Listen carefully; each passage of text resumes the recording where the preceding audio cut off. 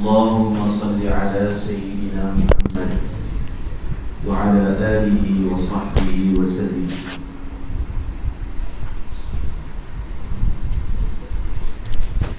اللهم صل على سيدنا محمد وعلى آله وصحبه وسلم.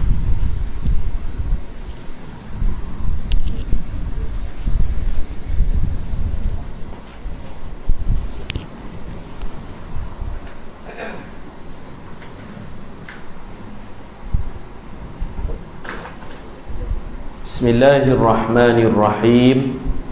Assalamualaikum warahmatullahi wabarakatuh. Alhamdulillahi rabbil alamin. Wassalatu wassalamu ala ashrafil anbiya'i wal mursalin wa ala alihi wa sahbihi ajma'in. Rabbi shrah li sadri wa yassir li amri wahlul 'uqdatam min lisani yafqahu qawli. Subhanaka la ilma lana illa ma 'allamtana innaka antal alimul hakim. Wala hawla wala quwwata illa billahil aliyyil azim. Allahumma anta rabbi la ilaha illa anta khalaqtani wa ana 'abduka wa ana ala ahdika wa wa'dika mastata'tu a'udzu bika min syarri ma sana'tu abu'u laka bi ni'matika alayya wa abu'u bi dhanbi faghfir li fa innahu la yaghfiru dhunuba illa anta. Alhamdulillah, pada petang ini dapat kita sambung kuliah mingguan kita. Mudah-mudahan kita semua dikasihi dan dirahmati oleh Allah Subhanahu wa ta'ala. Muka surat 59. Betul? 58. Dan disunatkan, muka surat 58, kitab Tanwir Al-Masalik. Dan disunatkan kepada lelaki memakai pakaian yang terbaik. Warna paling baik warna putih. Hari Jumaat kita pakai pakaian terbaik, bersih, dan warna paling baik ni warna putih. Dasarkan hadis ilbasu ahsana siyabikum al-bayad. Pakailah pakaian terbaik, iaitu al-bayad, putih. Wa kaffinu fiha mautakum, dan kafankan dalam pakaian putih tersebut mayat-mayat kamu, mautakum. Memakai baju dan berserban. Jika ingin meringkaskan pakaian, maka pakailah dua helai pakaian, iaitu baju beserta selendang, baju dengan kain macam tu, atau baju beserta kain atau beserta seluar. Jika ingin menutup aurat sahaja pun boleh, tetapi disunatkan meletak sesuatu di atas lehernya, walaupun sekadar seutas tali. Allah berfirman dalam surah Al-A'raf ayat 31. Ini bab pakaian, pakai elok-elok, nak semayang, nak sembah Allah. Ya bani Adam. Bani itu asalnya banin, dibuang nun, tak boleh sebut ya banin. Mudhaf kena buang nun jamak. Ya bani Adam khudhu zinatakum inda kulli masjidin. Wahai anak-anak Adam, anak-anak lelaki Adam, banin, banun, banin, ambillah, dia jamak ibnun lah, ibnun, ibnani, banun, banin, abna, itu jamak dia, abna boleh.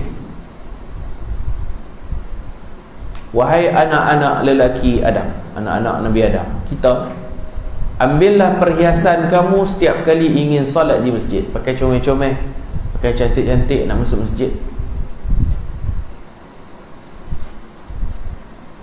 An Ibnu Umar radhiyallahu anhuma qala Rasulullah sallallahu alaihi wasallam atau qala Umar radhiyallahu anhu idza kana li ahadikum thawban falyusalli fihima fa illam yakun illa thawbun wahidun falyattazir bih wala yashtamil ishtimal al-yahud. Rawahu Abu Dawud. Artinya daripada Ibnu Umar radhiyallahu anhuma, Rasulullah sallallahu alaihi wasallam bersabda, atau Umar radhiyallahu anhu berkata. Anak Sayyidina Umar namanya Sayyidina Abdullah, dia tak pasti. Hadis ni Rasulullah yang bersabda atau ayah dia Sayyidina Umar yang berkata. Rasulullah tu abang ipar dia, Umar tu ayah dia. Dia tak pasti abang ipar dia cakap ke ayah dia cakap. Apabila seseorang kamu mempunyai dua helai kain, maka solatlah dengannya. Pakai kain, pakai baju Melayu. Pakai seluar, pakai baju. Kalau pakai baju t-shirt tu kena buah dalam seluar. Sekali sujud takut dedah aurat. Naik motor pun kalau pakai t-shirt, masukkan dalam seluar. Biasa bila naik laju angin ni, dia selok nampak punggung, nampak pinggang. Macam tu. Kalau ada dua kain, maka solatlah dengannya. Dan apabila seseorang kamu memiliki sehelai kain sahaja, miskin kainnya, maka hendaklah dia mengikatnya di pinggangnya, dan janganlah dia membiar kain itu terjuntai dan meleret. Jangan meleret sampai ke lantai. Ikat bagi kemas di pinggang, bagi tinggi atas buku lali. Hukum melabuhkan kain meleret ni antara haram dengan makruh. Kalau niat nak sombong, meleret bawah pada buku lali, niat dia nak sombong, nak tunjuk kata duit banyak, nak tayang kain, orang duit banyak ni boleh beli kain panjang, maka haram. Dalam hadis disebut khuyala, niat nak bangga-bangga haram. Tapi kalau bukan niat nak bangga, ulama kata makruh. Jadi biar kain kita tu atas pada buku lali, seluar kita tu atas pada buku lali, lipat. Dia dalam semayang ni melipat seluar makruh, membiarkan terjuntai meleret pun makruh. Tu nak buat macam mana? Jawab dia kerat. Seluar yang panjang, lipat seluar, lipat seluar panjang, lipat pun makruh. Okey. Tak lipat, biar meleret pun makruh juga. Apabila bertembung dua mudarat, cari mudarat yang lebih ringan. Dua mudarat tu macam serba salah. Aku lipat pun salah, aku lepas pun kena marah. Ada seorang ustaz marah, seluar kamu panjang. Mai ustaz lain pula, ni apa duk lipat-lipat ni makruh ni. Jadi kamu serba salah. Dalam fiqh bila serba salah, cari jalan yang apa panggil akhafud dararain. Dua mudarat tu cari yang lebih ringan. Jadi lipatlah, jawab dia lipatlah.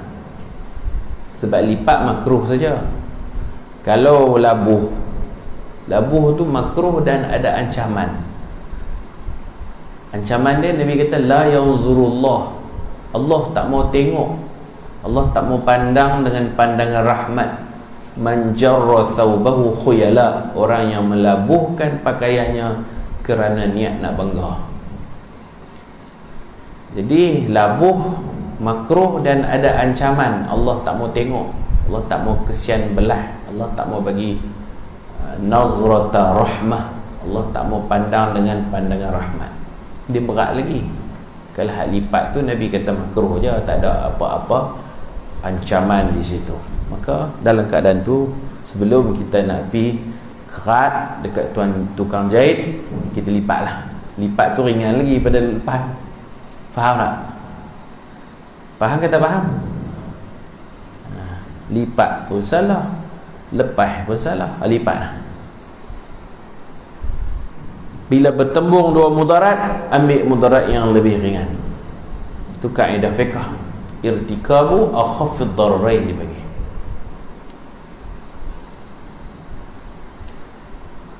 An Muhammad ibn al-Munkadir qala shalla Jabir radhiyallahu anhu fi izarin qad aqadahu min qibali qafahu wa thiyabuhu mawdu'atun 'ala al-mishjab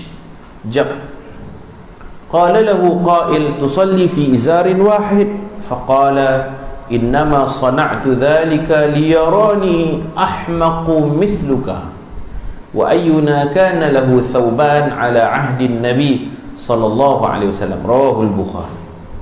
Artinya daripada Muhammad bin Munkadir berkata, Jabir radhiyallahu anhu pernah solat dengan memakai sehelai kain sahaja. Beliau mengikat hujung kain itu pada bahagian lehernya, macam kain sari je, tahu kain sari, gambar Tamil, gambar Hindustan ni kain sari kan. Jadi Sayyidina Jabir pernah dia ada satu kain panjang, dia belit badan dia, belit macam sari ya. Sari ya. Daripada leher tu dia belit. Kalau kapan balut macam lain ni belitan macam kain sari ya. Sari gambar Tamil, tapi Tamil dia tak belit semua, dia tayang pusat. Ni belit bagi elok, tutup semua. Jadi satu lay kainnya dia buat macam tu. Beliau mengikat hujung kain itu pada bahagian lehernya. Macam mana dia belit? Tapi hak ujung tu dia belit dekat leher, atas sekali dekat leher, bawah ni belit badan. Sedang bajunya, dia ada baju saja, dia tak pakai baju, dia ada baju. Kain dia macam kain ihram lah, kain buka ni, kain tak berjait ni, kain buka panjang macam kain sari tu. Sayyidina Jabir ada baju saja, dia tak pakai baju, dia nak buat style tu boleh. Sedang bajunya digantung ke suatu ranting kayu di pokok, baju ada tak pakai. Kemudian habis sembahyang, ada seorang lelaki menegurnya dengan berkata, kamu solat dengan sehelai kain saja. Selai pun boleh. Jabir berkata, ya, aku melakukan perkara ini semata-mata untuk memperlihatkan kepada orang bodoh seumpama kamu. Kasar sikit lah ayat tu, ahmaq. Aku saja buat baju ada, aku tak mau pakai baju, aku belit. Macam kita pakai sorban, kita pakai kepiah, lepas tu pakai sorban. Kalau cekap lagi orang tak pakai kepiah, sorban saja, belit jadi kan. Macam tu kan. Sayyidina Jabir ni dia buat satu passion lah. Tak, dia buat jubah dia macam kain sari, dia belit seluruh badan, belit satu kain lah. Kalau kita pakai jubah, ada kain pelikat pula dalam, ada baju pagoda lagi. Jadi benda tu boleh buat atas kreativiti dia. Dia kata saja aku buat baju ada, aku tak pakai, tujuan aku nak memperlihatkan kepada orang bodoh seumpama kamu. Siapakah di antara kami sahabat Rasulullah yang mampu untuk memiliki dua helai pakaian pada zaman Nabi SAW? Dia kata zaman Nabi semua orang ada satu kainnya. Jadi kami pakai belit macam ni. Tak ramai yang ada kain dan baju. Kami sahabat Nabi ada selai saja. Daripada Abu Hurairah radhiyallahu anhu, Rasulullah sallallahu alaihi wasallam bersabda, la yusalli ahadukum fi thawbil wahid laisa ala atiqaihi syai'un, rawahul Bukhari.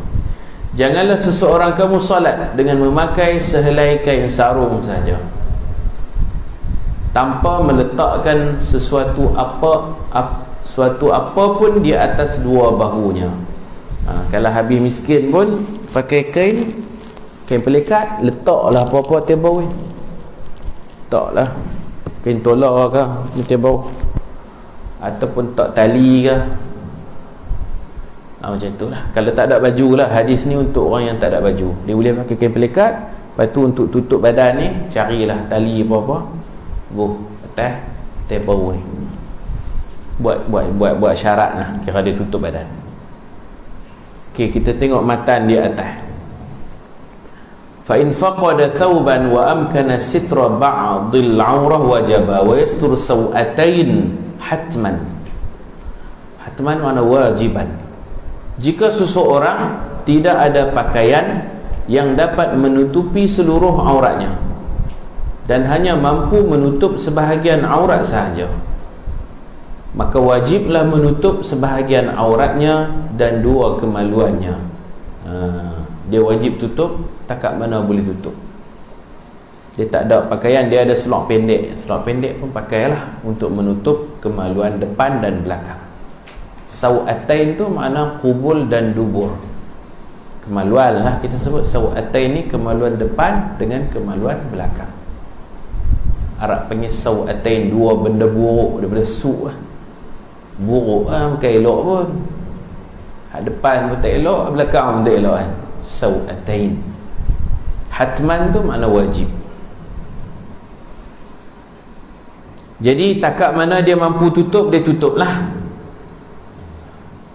Nombor satu di bawah, melaksanakan arahan mengikut kadar kemampuannya. Kadang-kadang ulama guna ayat fattaqullah mastata'tum. Itu pun boleh guna juga dalil. Bertakwalah kepada Allah, fattaqullah mastata'tum, sekadar mana kemampuan kamu. Tak boleh pakai sulak panjang, sulak pendek. Sulak pendek pun tak ada, underwear, spender tu pun okey lah, janji tutup juga pada tak tutup langsung, ala kadar. Kat mana mampu buat. Dalam kitab ni tak guna ayat fattaqullah mastata'tum, tapi ayat yang serupa dengannya, iaitu ayat 286 surah Al-Baqarah. Allah berfirman, la yukallifullahu nafsan illa wus'aha. Maksudnya Allah tidak membebankan seseorang melainkan sekadar kemampuannya. Dan kaedah fiqh ada disebutkan al-maisuru la yasqutu bil ma'sur. Artinya perkara yang mudah tidak akan gugur disebabkan ada perkara yang susah. Fa in amkana ahaduhuma faqat ta'ayyana al-qubul. Jika pakaian itu hanya muat untuk satu kemaluan sahaja, pakaian apa boleh tutup depannya? Kalau kata spender tu dia tutup depan belakang, pakaian apa boleh tutup depannya? Boleh? Cawat tutup depan, belakang tutup. Nak belit pun dah. Selotip jenis benda pelekat selotip. Selotip pula tak panjang. Kalau segulung tu boleh gulung-gulung tarik ke tepi ni apa semua kan. Selalu kita duk selotip ni, kita duk balut buku tu ni, balut kemaluan. Ada pun sikit lah, boleh lah nak balut tu burung tu, balut pergi lah, lindung lah juga, takat mana mampu. Selotip pun ada sikit, tarik habis gam lah, tutup lah burung tu, ikat dia, jangan bagi dia terbang. Tutup dia. Jadi kalau tak mampu tutup dua-dua kemaluan, maka wajib menutup kemaluan hadapan. Hadapan tu malu lagi, hak belakang dia buat tak malu lah. Nak habaq macam tu lah, takat mana mampu, ala qadri istita'ah. Fa in faqada bil kulliyah, kalau tak ada pakaian langsung, shalla uryanan bila i'adah. Fa in wajada sutrah fi shalah wa hiya biqurbihi satara wa bana illam ya'dil 'anil qiblah aw ba'idatun satara wasta'nafa. Jika tiada sebarang pakaian, shalla uryanan, maka hendaklah dia salat bertelanjang. Dia tak ada pakaian, ataupun ada pakaian tapi bernajis. Pakaian bernajis dia nak basuh pun tak ada air. Mungkin semayang dengan tayamum, basuh pakaian kena guna air. Pakaian dia bernajis, maka dia boleh semayang telanjang. Dia tak mampu untuk basuh. Mazhab Syafi'i lah. Kalau mazhab Hanafi, pakaian bernajis nak basuh tak boleh, pakai juga, semayang dalam keadaan memakai pakaian bernajis. Kerana kita sembah Allah dengan menutup badan itu lebih baik daripada telanjang. Mazhab Syafi'i tak? Mazhab Syafi'i kalau pakai nanti semayang tak sah, masih ada najis. Lebih baik buka maka telanjang semayang dalam keadaan tu dikira macam dia tak ada pakaian ada tapi pakaian aja kira macam tak ada pakaian. Jadi kalau tak ada pakaian semayang telanjang, ada pakaian bernajis pun semayang telanjang dalam mazhab Syafi'i. Penyelesaiannya ialah bertelanjang, tutup pintu lah, semayang sorang-sorang lah. Tak ada pakaian lain. Mayang tu nanti kena ulang, kena qada balik dah. Nanti bila dia sampai ke satu tempat, dia boleh beli pakaian ke apa, dia nak kena qada balik dah semayang yang dia semayang telanjang tadi, bila i'adah, tanpa perlu diulang. Solat dia sah. Bukan solat hormat waktu ni, solat betul-betul ya sah. Solat hormat waktu kena ulang balik. Okey. Di tengah solat ni masalah lain. Dia semayang telanjang, tengah-tengah semayang tu dia semayang telanjang. Di tengah solat, jika dia mendapati penutup aurat berada berdekatan dengannya, tengah-tengah semayang dia tengok-tengok, oh, tudung TV tu pun boleh pakai. Tadi dia cari tak ada pakaian, tengok-tengok ada satu tudung duk tutup TV rumah dia, oh boleh pakai. Tudung meja pun boleh pakai. Maka tengah semayang dia ambil kain tu pakai tengah semayang, teruskan solat. Berada berdekatan, kalau dekat dengannya, maka dia boleh menutup aurat dan meneruskan solat. Ini panggil bana terus je, solat dia tak batal, bana. Kalau istiqnafa kena mula lain. Tu beza bana dengan istiqnafa. Satara, dia ambil kain tu, dia tutup badan dia, wabana, dan dia boleh teruskan solat. Syaratnya illam ya'dil 'anil qiblah, dengan syarat dia tidak berpaling dari arah qiblat. Waktu nak pergi ambil kain tu, dia tak perlu beralih sehingga dadanya terpesong daripada arah qiblat. Au ba'idatun satara wasta'nafa, jika pakaian itu jauh atau dia berpaling dari arah qiblat, maka hendaklah dia memberhentikan salat, memakai pakaian tersebut, wasta'nafa, dan memulakan kembali salat. Kena mula daripada start, daripada awal balik, daripada takbiratul ihram. Wa tundabul jama'ah lil 'urat wa yaqifu imamuhum wastahum, disunatkan berjemaah, salat berjemaah bagi orang-orang. Jamak tu, urat tu jamak, nanti masuk dalam buku jamak taksir. Mufrad dia ariyani, urat, orang-orang yang telanjang. Buat jemaah juga. Malu ke tak malu? Malu apa? Kita serupa Tok Imam kata. Jangan duk malu, Tok Imam kata. Jangan duk malu. Aku pun telanjang, apa pun telanjang. Jom kita sembahyang berjemaah. Tujuh. Masih yundabu, disunatkan. Imam telanjang semua. Kampung ni kampung tak ada baju ke apa, mungkin terbakar. Ni yang panggil fiqh iftiradi, fiqh andaian, kok jadi nanti, kalau berlaku, kalau terjadi. Semayang zuhur, geng telanjang. Khutbah Jumaat, khatib pun telanjang. Terus duk bayang lah, tak tidur apa. Sunat berjemaah, boleh buat jemaah juga walaupun dia tak ada pakaian. Ni andaiannya, fiqh andaian, kok jadi. Tak pernah lagi lah berlaku dalam sejarah dunia ni orang buat jemaah telanjang. Imam berdiri tak mana imam? Imam berdiri di tengah saf mereka. Imam bukan duduk depan ni. Imam di saf pertama, di tengah-tengah. Macam jemaah muslimat lah. Jemaah muslimat, saf pertama ni imam pun duduk di saf pertama, di tengah-tengah, bukan duduk depan. Tu kita bina sana bahagian puteri, pasal apa kita buat mihrab depan tu. Kut Abi pergi sana jadi imam. Kalau ustazah ni pun tak perlu guna mihrab, nampak bagi lawa je lah surau, lepas tu dia ada depan tu kan. Depan tu tak guna. Sebab kalau jemaah perempuan, saf pertama ni, tu imam pun duduk di saf pertama, tengah-tengah ni, di ke depan sikit lah, sejengkai dua jengkai daripada kaki orang. kan, samakan tumit. Imam tak sama, dia depan sikit lah, sekaki lah, sekaki dia kira di hujung jari makmum, di situlah tumit imam, ustazah ni pak.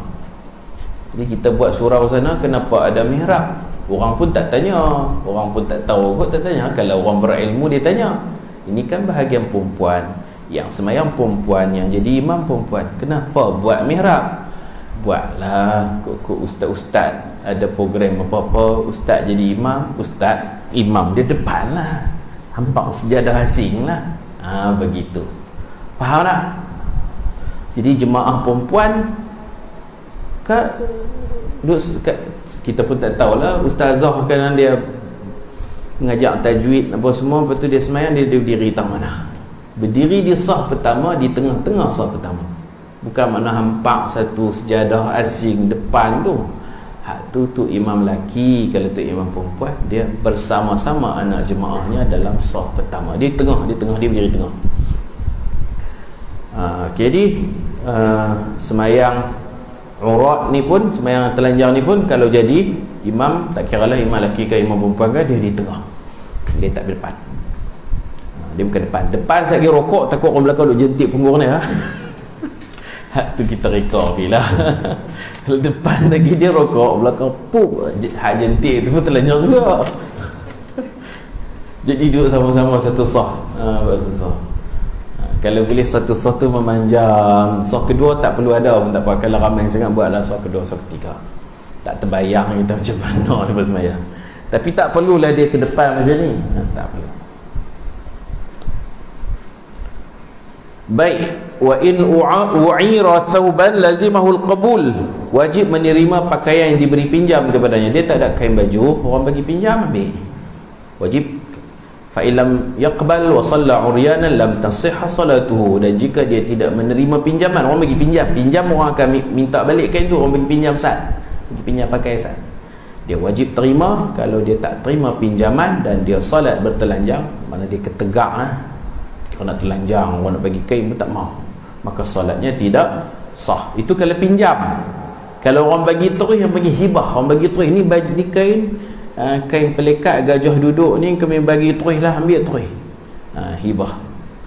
Hibah boleh kita terima, boleh kita tolak. Orang nak bagi terus, kita nak terima boleh, kita tak mau terima boleh. Wa in wahabahu lam yalzamhu al-qabul. Tetapi tidak diwajibkan menerima pemberian pakaian, yakni hibah. Orang bagi terus, bukan bagi pinjam, tak wajib terima. Pasal apa? Tengok nombor 1 di bawah. Kerana dikhawatiri pemberian itu akan diungkit-ungkit oleh pemberi. Tengoklah pemberi hak bagi ni, kalau ikhlas kita ambil lah.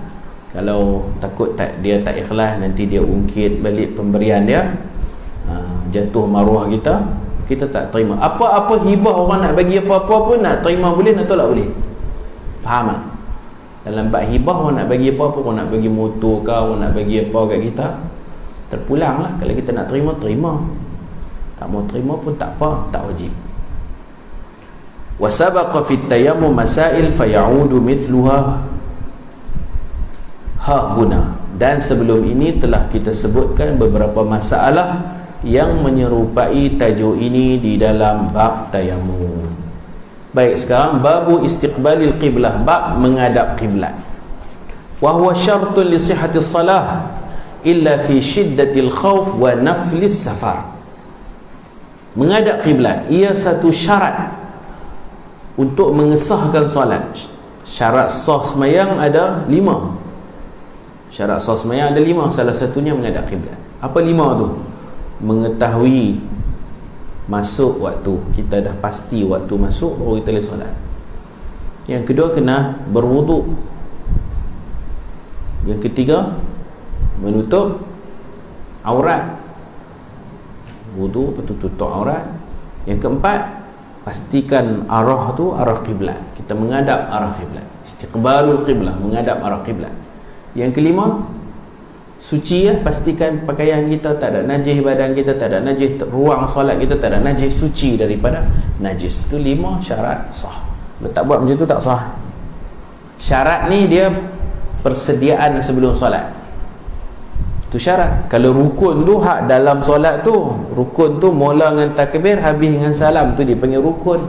Baca Fatihah tu rukun, rokok, sujud, tu semua rukun. Rukun tu hak dalam solat tu. Hak syarat tu persediaan sebelum solat, benda-benda wajib yang perlu kita sediakan sebelum solat, tu panggil syarat.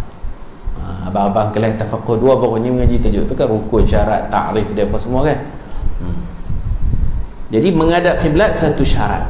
Tak boleh kita main agak-agak, main hentam-hentam, tak boleh. Kita kena ada usaha mencari arah kiblat, sama ada dengan tanya ataupun kita guna kompas, kita guna aplikasi apa, cari arah kiblat, baru kita solat.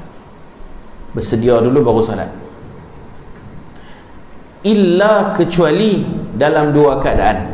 Dua keadaan ni tak perlu menghadap kiblat, iaitu dalam keadaan ketakutan peperangan, tengah-tengah duduk sembahyang jadi meletup, dia boleh lari, bersembunyi, teruskan solat, menghadaplah arah mana pun, janji selamat. Yang kedua, sembahyang sunat atas kereta, atas kenderaan, atas motor kan, kita sembahyang sunat. Contoh kita pergi mana-mana, kita tengok jam 10 pagi, kita ada wuduk semua, kita sembahyang duha atas motor tanpa perlu menghadap kiblat. Sembahyang sunat atas kenderaan. Syarat dia bukan dalam qaryah kita aja. Bukan qaryah kita. Nak pi bukan jauh, nak pi Metontok Labu je pun. Qaryah Kota Ok, nak pi Metontok Labu, nak pi Pasir Debu, nak pi Matariang, nak pi Kuala Muda. Lalu kok tu tengok pukul 10 pagi. Aku ada semayang. Takbir nanti motor tu.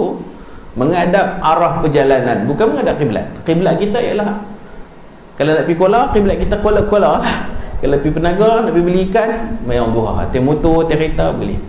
Tak payah dia angkat takbir, naik motor tu. Takbir guna ustaz? Angkat Allahu Akbar, melelong mulut je takbir. Pula ada minyak tu, perlu buh gear, perlu brake, lampu merah jangan jalan. Macam tu. Sembahyang sunat dia tak perlu jauh-jauh keluar qaryah aja. Dah boleh dah kita sembahyang sunat atas kenderaan. Ada wuduk, pakaian kita bersih, tutup aurat, kiblat tak perlu, mengikut arah perjalanan kita. Jangan sesat jalan sudah. Kalau sesat jalan batal solat. Contoh nak pergi bertam, dia pening guna tu, dia pergi naik titi jambatan tu, jambatan titi Merdeka tu, pikuk tu, tikam tu, kata nak pergi bertam, bawa pikuk tu, batal. Kerana dia telah terpesong daripada arah perjalanannya yang betul. Melainkan kalau dia cepat-cepat U-turn, dia sedap-sedap dia U-turn terus. Tapi polis ligan dia, polis ingat dia tak ada lesen. Polis kan ada atas jabatan tu. Macam tu boleh main sunat. Kelak qaryah lah. Qaryah Kota Ok main rantau panjang, lalu kok ni sempadan, ni bukan Kota Ok datang tu rantau panjang, mayang. Sunat tarawih pun boleh. Semayang sunat lah, sunat tarawih ke, sunat witir ke, sunat duha ke, sunat hajat ke apa ke, atas motor tu jalan, atas kereta tu pun boleh. Hak memandu boleh, hak penumpang boleh. Tu tak ada dua keadaan tak perlu menghadap kiblat. Semayang dalam peperangan, satu lagi semayang sunat naflus safar ni ala rahilah, ala al-markab, atas kenderaan. Baik, semayang lain kena menghadap kiblat, semayang fardu kena menghadap kiblat. Allah berfirman di dalam surah Al-Baqarah ayat 144, fawalli wajhaka syatral masjidil haram, maka hadapkan mukamu ke arah Masjidil Haram, yakni ke arah Kaabah. Ayat ni ayat perpindahan kiblat. Dulu Nabi semayang menghadap Baitul Maqdis. Mula-mula menghadap Kaabah dah, mula-mula menghadap Kaabah. Naik Isra' Mi'raj, Allah wajibkan semayang 50 waktu. Nabi minta kurang, tinggal 5 waktu. 9 kali minta kurang, 9 kali 5 45. Mana 50 tolak 45, tinggal 5. Kemudian semayang pertama yang Nabi semayang Zuhur bersama malaikat Jibril. Tu first semayang pertama dengan Jibril di kawasan tawaf tu ada satu mozaik yang sangat cantik, paling cantik sekali, namanya mozaik tu Musalla Jibril. Tak tahulah batu tu batu apa, cantik. Di situ ada lain daripada mozaik lain, di tanda situ Musalla Jibril. Tahun tu lah Jibril jadi imam dan Nabi kita menjadi makmum sembahyang Zuhur. Sembahyang menghadap apa? Menghadap Kaabah. Mula-mula menghadap Kaabah. Selepas Nabi berhijrah ke Madinah, Allah suruh tukar menghadap ke arah Aqsa, Palestin, Masjid Aqsa pula. Sebaik sahaja Nabi sampai Madinah, Allah mansuhkan menghadap kiblat kepada menghadap Aqsa, bukan lagi menghadap Kaabah. Lama mana Nabi menghadap Aqsa? Dalam hadis dicatatkan ada riwayat 16 bulan, ada riwayat 17 bulan. Daripada hari pertama Nabi sampai Madinah tu 16 atau 17 bulan, setahun setengah lah. Tak apalah 16 ke 17, jadi setahun lebih Nabi kita sembahyang menghadap Masjid Al-Aqsa. Tapi Yahudi suka mengata dekat Nabi ni, berkata Muhammad bawa ajaran lain tapi tiru kiblat kita. Tiru kiblat kita. Dia berkata kat Nabi ni, hina Nabi ni, kecam Nabi.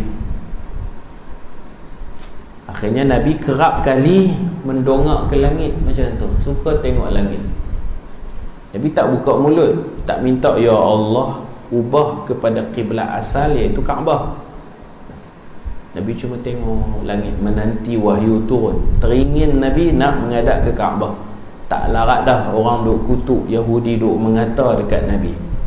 Maka Allah faham tengok langit tu ada makna. Allah turun ayat, qad nara, sesungguhnya kami melihat, qad nara taqalluba wajhika fis sama, kerap kali kami melihat kamu mendongak ke langit. Kami faham apa maksud kamu. Falanwalliyannaka qiblatan tardaha, kami palingkan kamu sembahyang menghadap ke kiblat yang kamu puas hati, iaitu Kaabah. Mula Kaabah, lepas tu Aqsa, lepas tu Kaabah balik. Macam tu. Mula Kaabah, lepas tu menghadap Aqsa, lepas tu Kaabah balik.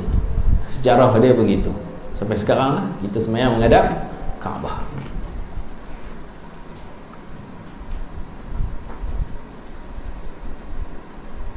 An Abi Hurairah radhiyallahu anhu qala qala Rasulullah sallallahu alaihi wasallam lil musii salatahu idza qumta ila as-salah fa asbighil wudu thumma istaqbil al-qiblata thumma istaqbilil qiblata fakabbir.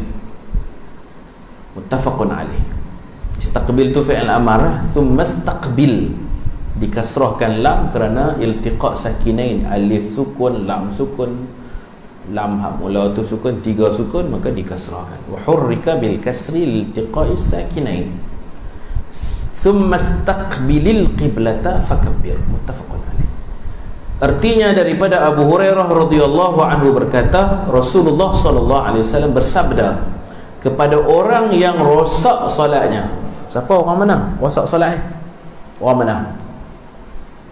Orang yang rosak solatnya ni orang Badawi. Rosak solat kerana dia solat tak tamadninah. Dulu kita mengaji dah Bulughul Maram, ada seorang lelaki, dia masuk masjid, dia sembahyang sunat 2 rakaat sangat laju. Macam tak baca apa, laju. Rokok Allahu Akbar, Allahu Akbar, laju. Abi biasa orang hantar video geng mana tu sembahyang tarawih, kita tengok ni pun kita penat, laju gila ya. Bila Allah dalin apa benda macam tak tahu ke orang edit ke apa tau. Tapi nak kata murung pun zaman Nabi pun ada, dia laju patuk ayam naqrudik, macam ayam jantan patuk, yang patang dia patuk. Kalau kita bagi dedak dia lapak, dia patuk laju. Ayam betina besar lah. Tapi Nabi sebut naqrudik, patukkan ayam jantan. Dan ayam jantan dia patuk kuat gila di jantan. Jadi dia ni semayang 2 rakaat, Nabi perhati dia. Habis semayang dia mai dekat Nabi, dia bagi salam kat Nabi. Nabi jawab salam dia, walaupun sembahyang tak betul kena jawab. Dia orang Islam. Dia bagi salam, Assalamualaikum ya Rasulullah. Nabi senyum, Nabi jawab Waalaikumsalam. Dia nak duduk sebelah Nabi. Nabi kata qum, pergi berdiri hujung tu, fasalli, sembahyang lain. Fa innaka lam tusalli, solat kamu tadi tak betul. Kamu bukan solat tadi. Kalau kita tambah senaman lah, kamu bukan solat, betul? Fa innaka lam tusalli, tadi kamu tak solat. Kamu buat apa? Macam senaman lah. Pergi sembahyang lain. Bagus dia pergi tonton sembahyang lain. Allahu akbar, Allahu akbar, Allahu akbar. Laju. Habis bagi salam, mai kat Nabi, bagi salam kat Nabi, Nabi jawab salam dia. Dia nak duduk, Nabi kata jangan duduk, pergi sembahyang kali lagi. Sembahyang tu pun tak betul. Musik solat dia rosak. Tak ada apa? Tamak ninah. Poin dia tu lah. Cuma ulama bincang tamak ninah ni rukun ke? Kalau tak buat tu tak sah ke, tak sempurna? Dia lain, tak sempurna lain. Adamus sihah atau adamul kamal. Salat tanpa tamak ninah ni adamus sihah, tak sah atau tak sempurna. Nabi suruh sembahyang lain tu kerana solatnya tak sah ke, ataupun Nabi nak top up bagi cantik? Solat dia sah dah, tak sempurna, sembahyang lain lah bagi sempurna. Itu perbahasan ulama. Kalau mazhab Syafi'i sebut tak sah, Nabi suruh sembahyang lain, bagi sembahyang dia tak sah. Dalam mazhab Hanafi sembahyang dia sah, cuma tak dapat markah penuh. Nabi suruh buat lain lah, peluang kedua. Pasal apa solat dia sah? Sebab kalau solat dia tak sah, kenapa Nabi tak tegur terus? Nabi biar dia daripada takbir sampai terus sampai dia bagi salam, dia mai dekat Nabi baru Nabi tegur. Bukankah itu kemungkaran? Nabi juga ajak nahi mungkar. Nampak mungkar kena tegur, jangan biar. Jadi benda ni panjang lebar lah. Yang penting kot mana pun mazhab Hanafi pun suruh tamak ninah, mazhab Syafi'i pun suruh tamak ninah. Khilaf mereka sah ke tak sempurna, di situ je. Sebab tu kalau kamu tengok orang Bangla ni pun sembahyang laju. Saya pernah liga kerja kot, sembahyang laju. Kalau kita pergi pasar raya kan, tukang cuci ni pun sembahyang laju. Kadang kaki tu sujud pacok sikit, cek duduk dah, baru cek baru. Tak ada nak pacok elok-elok pergi duduk dah. Lelaki lah, perempuan tak tahu. Laju-laju ni pak. Mayang boleh banyak rakaat kan ni pak tu. Kita 2 rakaat, dia 8 lah. Main sunat, mayang rajin berlaju. Kalau kita mazhab Syafi'i tak sah, bagi mereka tak sempurna, dapatlah pahala sikit-sikit tu. Jadi ada satu hadis, seorang lelaki 3 kali dia sembahyang, 3 kali 2 rakaat, mana 6 rakaat. Cukup 6 rakaat. Nabi kata pergi sembahyang lain, dia tak mau dah. Dia kata wahai Rasulullah, saya pun tak tahu salah saya tang mana, tolong bagi tahu saya. Baru Nabi bagi tahu salahnya ialah terlalu laju, tak ada tamak ninah. Bagusnya dia, walaupun sembahyang dia tak bagus, tapi dia bagus. Dia tak menyebai, dia tak emosional. Nabi kata pergi sembahyang lain, dia pergi sembahyang lain. Duduk macam tu ke? Dia tak tahu salah dia, sembahyang laju. Kalau kita kan suruh pergi sembahyang lain, mungkin kali pertama dia boleh, kali kedua kita tapi sembahyang lain apa banyak dengan nak sembahyang. Hang tak sembahyang kira duk suruh aku sembahyang kan? 3 kali dia sembahyang, 2 rakaat, 6 rakaat, ulang.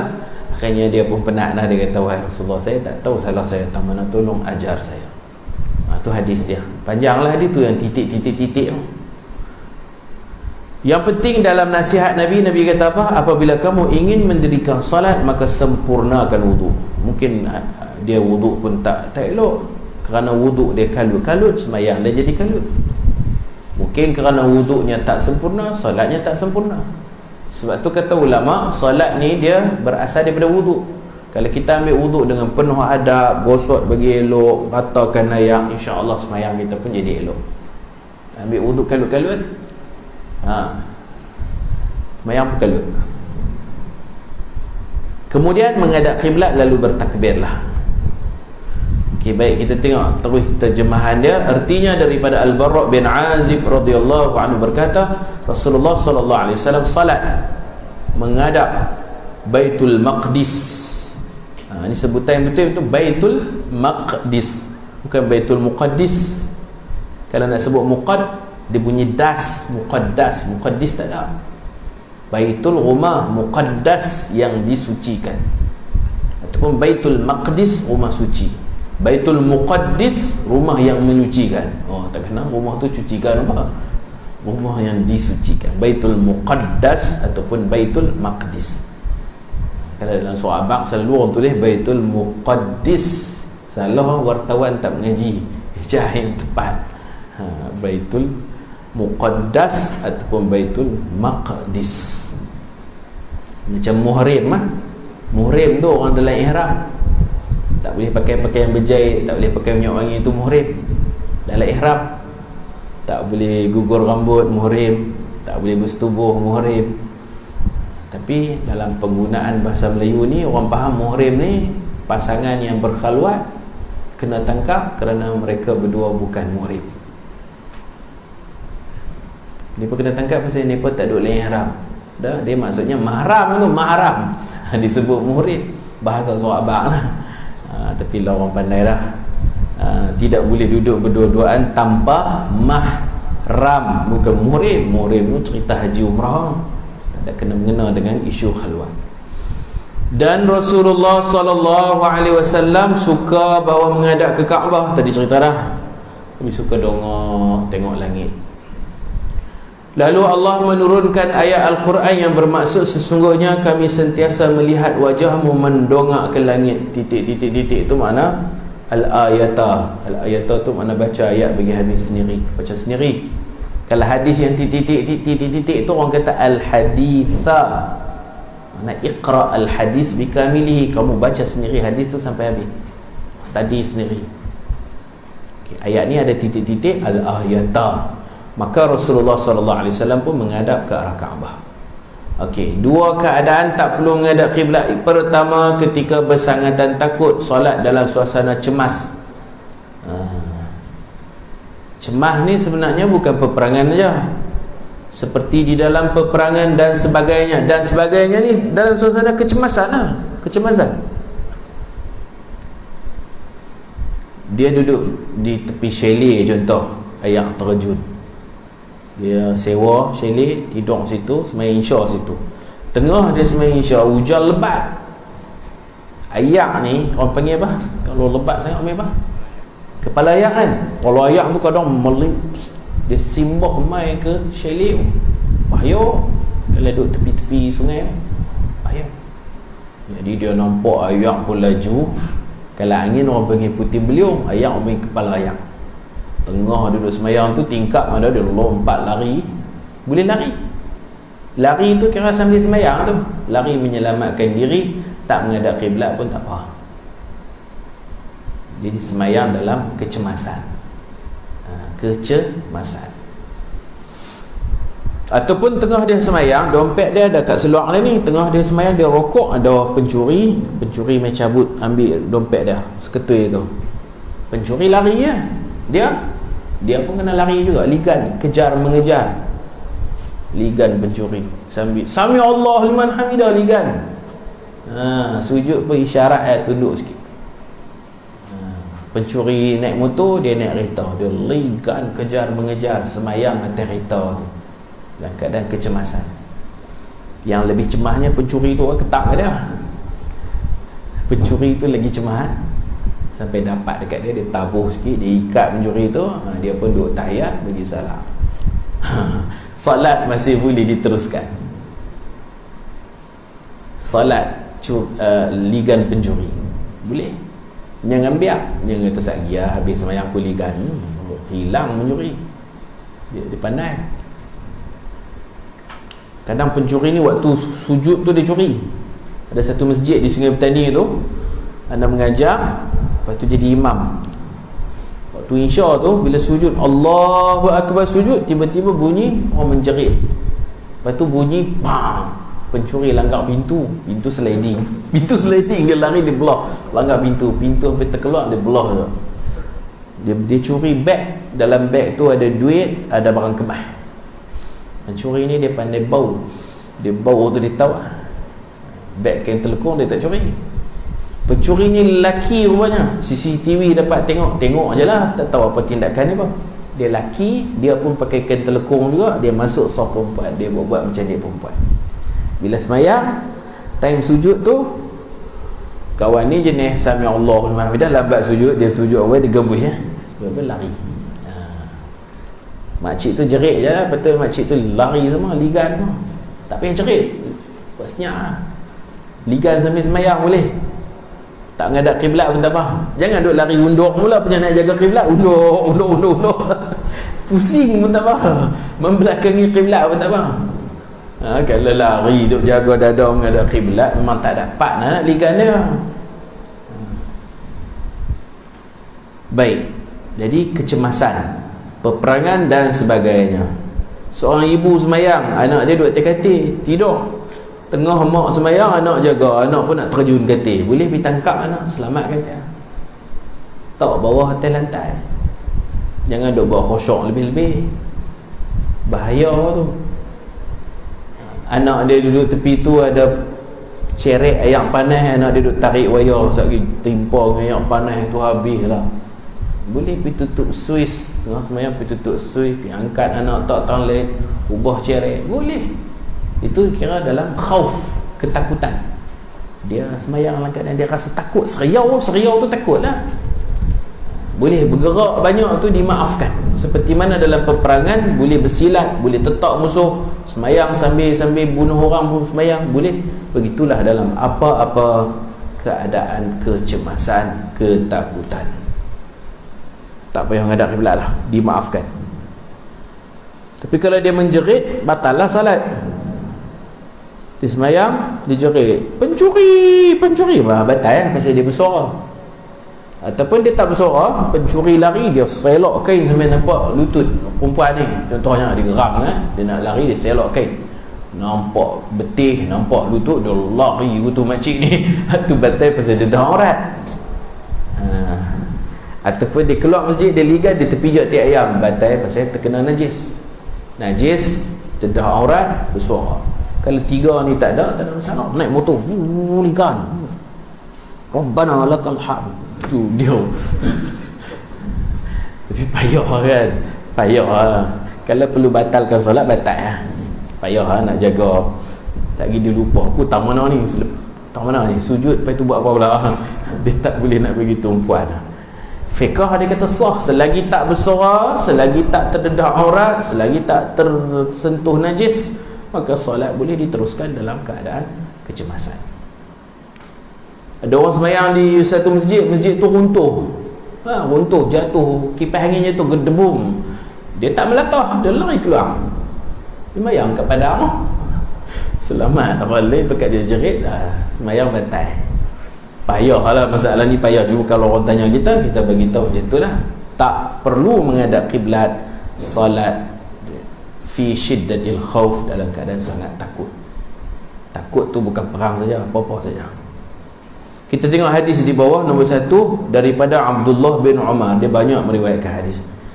Sayyidina Abu Hurairah, Sayyidina Abdullah bin Umar, Sayyidina Abdullah bin Abbas, Sayyidatina Aisyah. Ni pun ni tokoh-tokoh lah. Kalau mengaji hadis, nama ni pun lah selalu. Nama orang lain jarang-jarang. Daripada Abdullah bin Umar radhiyallahu anhuma, beliau berkata tentang cara solat khauf. Khauf tu takut lah. Jika ketakutan sudah sampai ke tahap kritikal, maka solatlah dalam keadaan berjalan kaki atau menunggang kenderaan, sama ada menghadap kiblat atau membelakanginya. Kata Imam Malik, Nafi' ni tu guru kepada Imam Malik. Nafi' berkata, Imam Malik mengaji kepada Nafi' mengaji dengan Salim tu anak Abdullah bin Umar. Tu dia punya sanad dia. Imam Malik mengaji dengan Imam Nafi'. Imam Nafi' ni mengaji dengan Imam Salim. Siapa Salim tu? Bukan Salim penyanyi tu. Salim ni anak kepada Abdullah bin Umar radhiyallahu anhu. Sanad dia, pengajian guru ke guru, alim ke alim, macam tu baru berhasil. Baik, kata Imam Malik, Nafi' berkata tu guru dia katalah, saya tidak melihat perkataan Abdullah bin Umar itu melainkan beliau meriwayatkannya daripada Rasulullah sallallahu alaihi wasallam.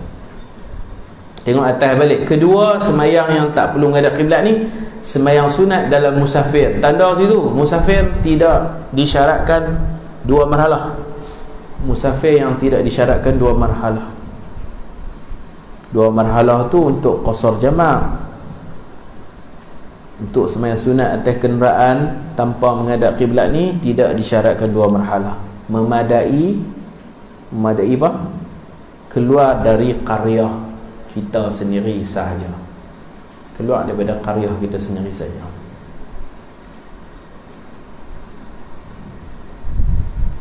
Kalau kita qaryah rantau panjang, kita lalu kot tu, kita tahulah sampai dekat apa? Dekat apa? Bogor, Penggalan Bogor tu, tahun tu bukan rantau panjang lah. Tahun tu qaryah Lahak Minyak kan. Tu ini pun Lahak Minyak tu. Tahun tu boleh main sunat dah.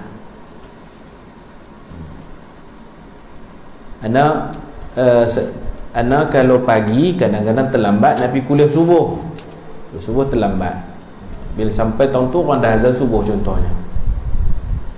Semayang sunat subuh pahalanya sangat besar. Semayang sunat subuh atas kereta tu, kat Bongor tu, Al-Bongori tu, Pengkalan Bongor, buat kepah kot tu main sunat sampai matang RM3, bagi salam, siap, beres main sunat. Sebab nanti kalau kita sampai di Bertam, contoh Masjid Bertam, sampai Masjid Bertam orang qomat dah, kita masuk masjid, orang dah qomat dah, kita pun semayang fardu subuh sunat lepas baik kita buat siap-siap atas kereta. Kita tahu dah pergi sana nanti tak sempat main sunat atas kereta. Buat kepah tu bukan qaryah Ketaok, bukan qaryah Rantau Panjang tu, Bumbung 5 semua tu qaryah lain lah. Boleh main sunat subuh. Sunat apa boleh atas kenderaan. Orang tak tahu dia pedekah sampai masjid nak pergi sembahyang sunat, pergi sana orang dah sembahyang subuh dah, terlepas juga. Rugi lah. Sunat atas kereta.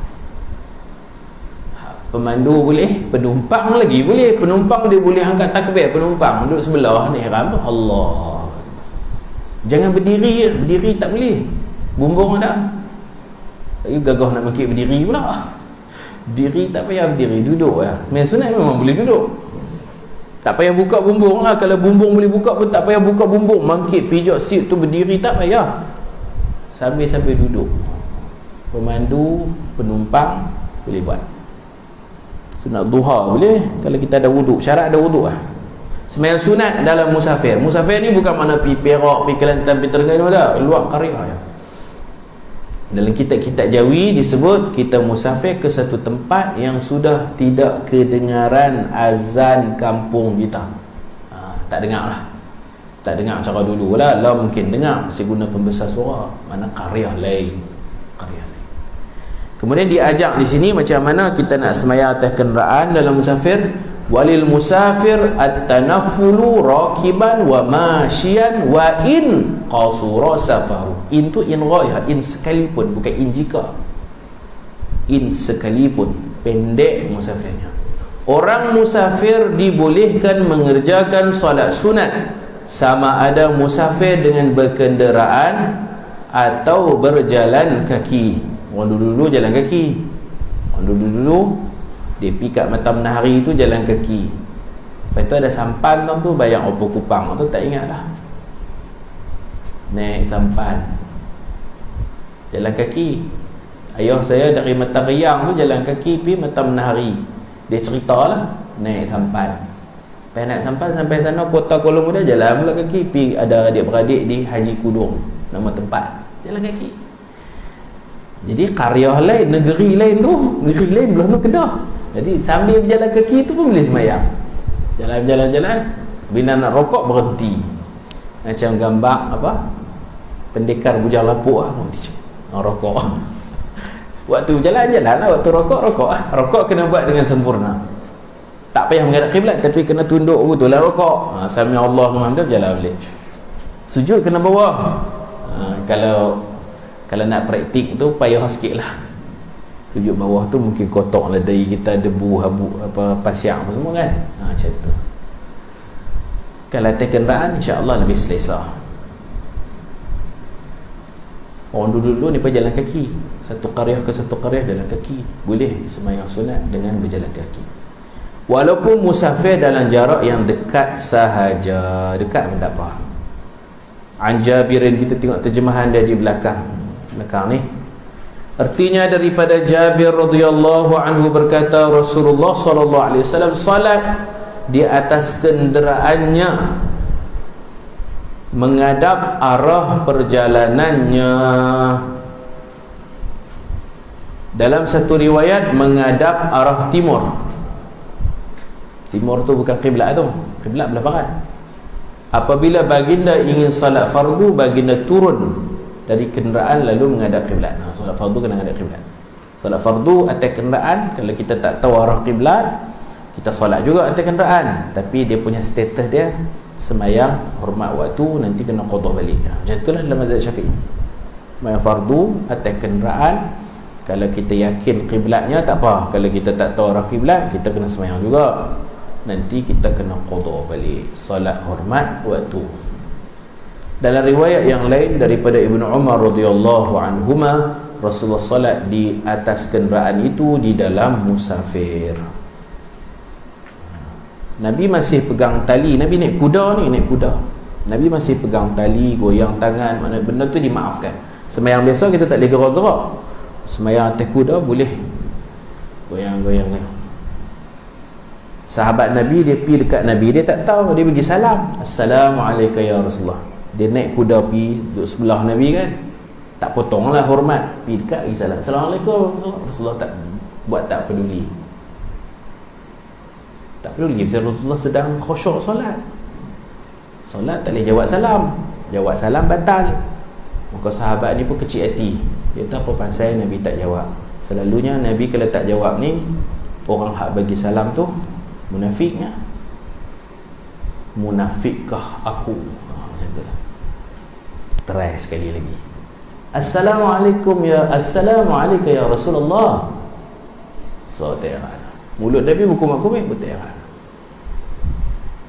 Dua kali lah mampu. Kali ketiga ni nak tengok Nabi, dia selalunya 3 kali orang akan jawab kan. Kali ketiga ni dia bagi lambat sikit, tunggu lama sikit, dia naik sebelah, berembar dengan Nabi, duduk sebelah Nabi lama sikit, dia bagi salam ketiga, Assalamualaikum. Mujuk Nabi jawab. Dan Nabi minta maaf. Nabi kata, tadi aku duduk tengah semayang, hang bagi salam aku tak boleh jawab. Dia lega, ingatkan pasal apa? Sebab Nabi, kalau orang bagi salam, Nabi akan jawab. Tiba-tiba tak jawab sampai 2 kali. Dia pun bagi peluang kat Nabi lah. Dia ingat Nabi marah dia. Itu Sayyidina Jabir lah tu. Dia ingat Nabi marah dia kerana Nabi bagi satu tugas dekat dia, suruh dia buat kerja tu siang. Dia melengah-lengahkan petang baru dia pergi jumpa. Ada orang lah Nabi suruh pergi jumpa orang. Dia ingat Nabi marah dekat dia lah pasal dia buat kerja lambat.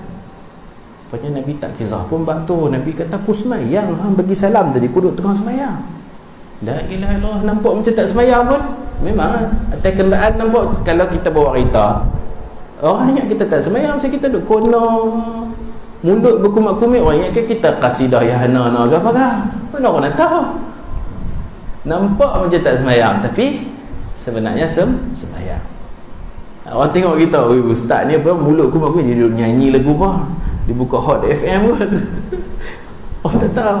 Kita tunduk tu rokok, kita tegak badan, yang tidak, tunduk bagi rapat sikit tu sujud. Niat kita lah tunduk sikit rokok, tunduk lebih tu sujud. Mana orang nak tahu? Biar pi, orang tak tahu. Antara faedah je tak mengantuk lah, pasal kita aktif duduk macam tu kan, duduk gerak badan tu. Jangan sampai tak tahu nak buat apa lah. Solat kalau tak ada sembahyang tak boleh kerana solat hormat waktu tanpa wuduk hanya untuk solat fardu. Solat hormat waktu hanya untuk solat fardu. Solat sunat tak boleh hormat waktu, dia kena ada wuduk. Tak ada wuduk tak solat sembahyang. Wallahu a'lam bis-shawab. Wa sallallahu ala sayyidina Muhammad wa ala alihi wa sahbihi wa baraka wa sallam. Walhamdulillahi rabbil alamin. InsyaAllah malam ni kita sambung kuliah Bulughul Maram. Kita berhenti lama dah, saya PKP kan. Malam ni kita sambung balik insyaAllah. Bismillahirrahmanirrahim. Allahumma faqihna fid din wa'allimna at-ta'wil waj'alna min ibadikas salihin. Rabbana atina fid dunya hasanah wa fil akhirati hasanah wa qina adzaban nar. Sallallahu ala sayyidina Muhammad wa ala alihi wa sahbihi wa sallam. Walhamdulillahi rabbil alamin. Subhanakallahumma wa bihamdika asyhadu an la ilaha illa anta astaghfiruka wa atubu. Bismillahirrahmanirrahim. Wal 'asr innal insana lafi khusr illa alladhina amanu wa 'amilus solihat wa tawasaw bil haqq wa tawasaw bis sabr. Assalamualaikum warahmatullahi